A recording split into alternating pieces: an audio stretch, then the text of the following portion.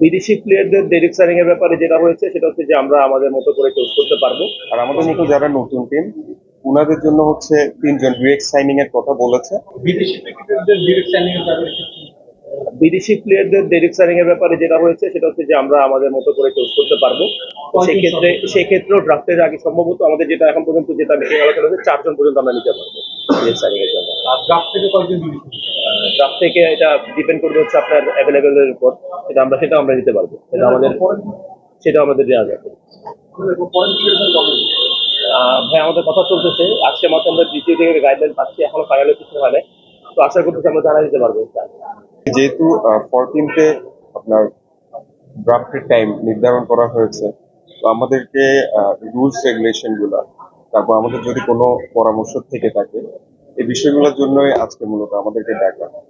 তো আমাদের প্রেসিডেন্ট সাহেব আমাদের সবার থেকেই মোটামুটি সাজেশন নিয়েছে।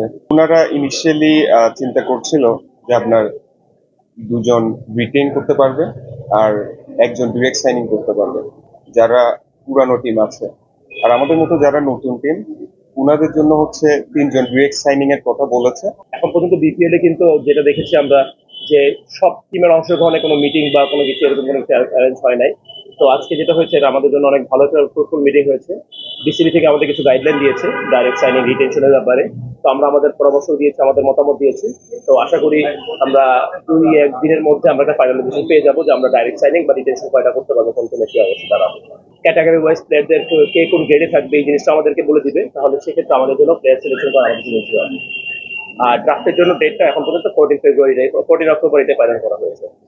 যেহেতু কনফ্লিক্টিং কিছু টুর্নামেন্ট আছে, তো সেই কারণে লাস্ট ইয়ার প্রবাবলি 2 জন ছিল আপনার ড্রাফট থেকে 2 জন ফরেন প্লেয়ার নেওয়া হতে পারে। এবারটা কিছুটা চেঞ্জ আসতে পারে। যেমন অনেক ওনারা এমন আপনার সাজেশন দিয়েছে যে 4 জনের আরো বেশি যাতে ডিরেক্ট সাইনিং এর সুযোগ থাকে ফরেন প্লেয়ারের জন্য। কারণ কনফ্লিক্টিং আপনার টুর্নামেন্টস গুলোর কারণে দেখা যাচ্ছে আমরা প্লেয়ারদেরকে ফুল টাইমের জন্য পাচ্ছি না। তো এটা ওনারা কনসিডারেশন নিয়েছে। আর প্লেয়ারদের যে ক্যাটাগরিটা এটা আমাদের 7-8 তারিখের মধ্যে দিবেন বলেছেন। তারপর আরো 5 দিনের মতো আমাদের টাইম থাকবে যাতে আমাদের যদি ডিরেক্ট সাইনিং এর কোনো রেগুলেশন থাকে ওই রেস্ট্রিকশনের মধ্যে অ্যাটলিস্ট যাতে আমরা বার্গেন করে বেস্ট প্লেয়ার গুলো নিতে পারি।